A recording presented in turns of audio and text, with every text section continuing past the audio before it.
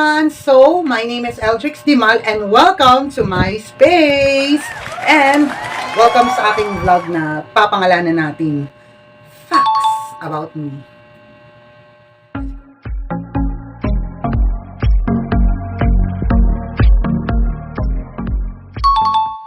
So, kaya ako ginawa tong video na ito, it's number one, gusto ko kasi makilala ninyo kung sino talaga ako. Yun naman kasi talaga dapat sa mga YouTube channels na ginagawa. Dapat may pagpapakilala dahil hindi naman po pwedeng bumubuo ka ng YouTube channel, gagawa ka ng init, kasi hindi ka naman kilala. So, I want to do it as a basics to know who I am and to know what is my life. So, tara, simulan na natin itong video na ito. So, my name is Eldrix Dimal. Kung mapapansin nyo, I don't have a middle name or middle initial. It's because my biological father and my mom is not married when I was born. So, hindi sila kasal. So, automatically, ang rules ng Philippine Statistics Authority ay i-apelyido ang bata sa nanay pag hindi sila kasal ng tatay. So, basically, Dimal ang nakuha kong last name, kaya Eldrix Dimal without a middle name or a middle initial.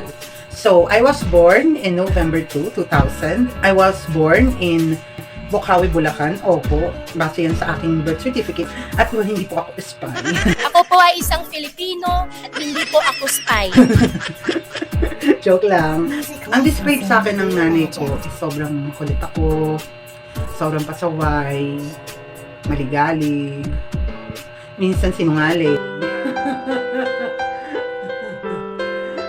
Pero mabait naman daw akong bata. Masipag. Diba sinungaling mo? Till we moved in here in Manila in 2015. From elementary to high school, sa Bulacan po ako. Pero yung high school ko, up until grade 9 lang po. I continued grade 9 here in Quezon City. So grade 9, grade 10, grade 11, up until grade 12. So dito po ako nag-aral sa Manila. I am a middle child sa tatlong anak ng aking nanay. So ako yung pinakapangalawa, pinakapasaway, at nagmamaganda. Sana all. My sexual orientation is gay. Dapat bakla. Masaya pag may bakla. Mahal ko ang mga bakla. Gusto ko ang mga bakla. Dapat may bakla! But I classify myself as non-binary. So, what I mean is, kahit tawagin mo akong he, kahit tawagin mo akong she, kahit tawagin mo akong kuya, tawagin mo akong ate, it's not a case for me because I'm a non-binary. Hindi ko ini-imagine na magpakababae talaga yung tipong haba-haba ng buhok with matching big breasts and butt. Hindi ko siya i-imaginein na. Kasi kontento naman ako sa kung anong meron ako eh. I'm very, very contented on what I am having right now. Gay ako, yes. I'm a gay and I'm proud to be gay. My favorite color is orange. Kaya nga po yung buong YouTube channel ko, mula intro ko, hanggang sa cover ko, hanggang sa profile picture ko, orange. Why? It's because number one, when I was younger, I researched that orange is a color of happiness, positivity, and harmony. So, kaya ko siya naging favorite. My favorite comfort food is sinampalukang atay balon-balunan ng manok. Yes, paborito ko po yun. Pinaka-paborito ko po yun sa lahat ng mga pagkain. Kahit madalas sa sinasabi sa akin ng stepfather ko is, lahat naman sa'yo, masarap mo eh. So, ano po bang, sa'yo? Tiana? I just laugh on it.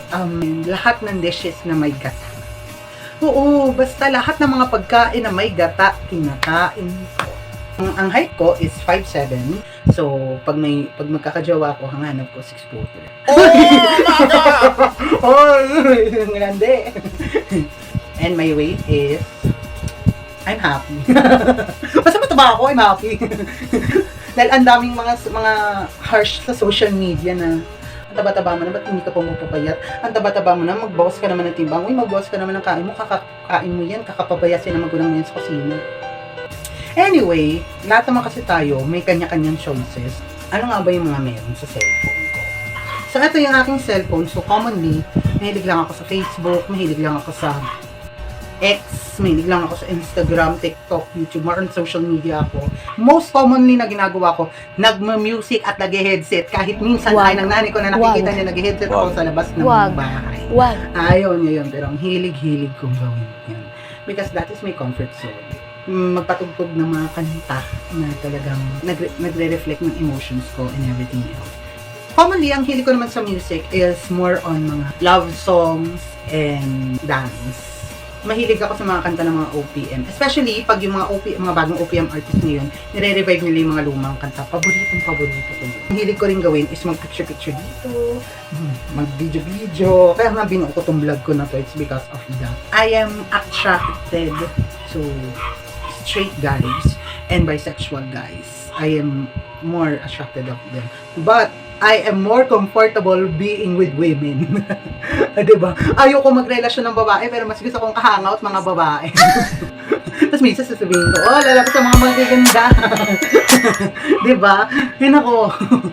Ewan ko ba? My favorite singers, since mahilig ako sa music, like the songs of Mark Carpio, Rita Daniela, Ictus, and Kaligta, of course. Si Marika Sasaki yan. Favorite kong singers yan. When it comes naman sa mga makalumang singers, ang gusto ko naman is yung Carpenters, Celine Dion, at Air Supply. Yan yung mga favorite kong oldies singers. Pag tinatanong ako ng mga kasama ko, ano yung crush mong artista? Ang dami. Huwag niyo na isama yung mga asawa ko sa Thailand. Boy!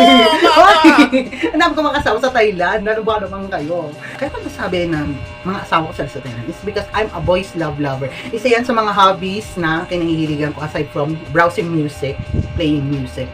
I am into boys love series. Hindi dahil sa bakla kasi yung tema ng series. It's because it is a perfect representation for us, sa amin, bilang bahagi ako ng LGBTQIA+ community.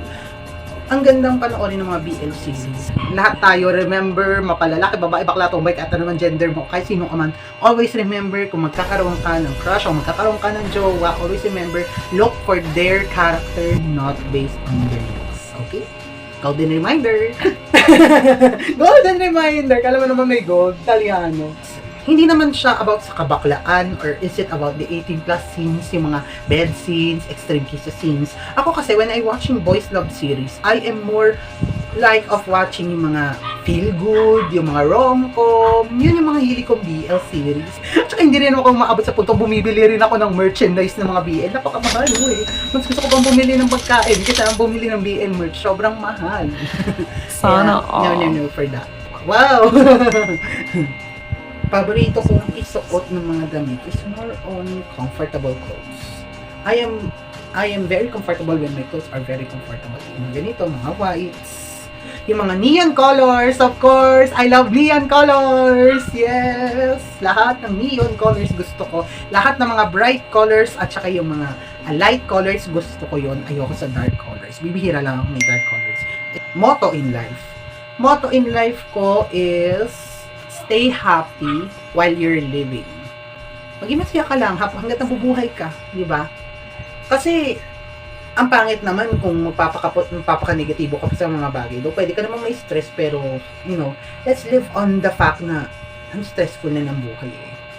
Sobrang stressful na ng mundo, sobrang stressful na ng mga bagay-bagay. So, wag mo silang pakialaman kung kini-criticize ka na, oh, masyado ka namang masaya, masyado ka namang because let's make a world a better place.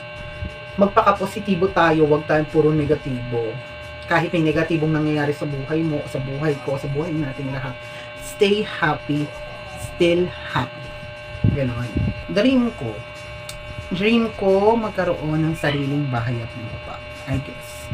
Yun ang pinaka-mithiin kong pangarap. Yung magkaroon na kami ng sarili naming bahay at lupa. Ano pa bang dream ko? Maging artista. Sa mukhang to, artista. Minsan ganyan din yung nagdatot sa akin ng mga kasama ko eh. Kasama ko, pamilya ko dito.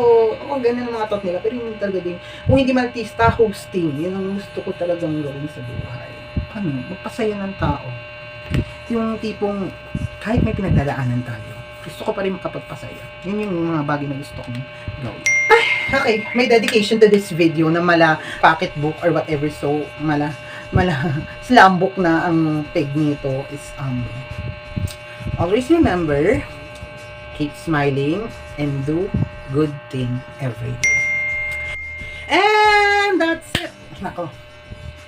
Tapos na po tayo sa ating masaya, makabuluhan, at may kaunting kawalang kwentahan. Hindi, seryoso po. Maraming salamat po sa panonood po ng aking vlog. And I'm so excited to unveil more vlogs soon. So please, subscribe on my YouTube channel, Eldrix Dimal. Click the subscribe and notification buttons so you can get early and easy access on all the happenings from my space. And of course, follow my social media pages. It's at I am Eldrix Dimal, both on Facebook, on X formerly Twitter, Instagram, and TikTok accounts. Please do follow these social media accounts. So once again, my name is Eldrix, and always remember, my space is your space. Signing off for now. Bye!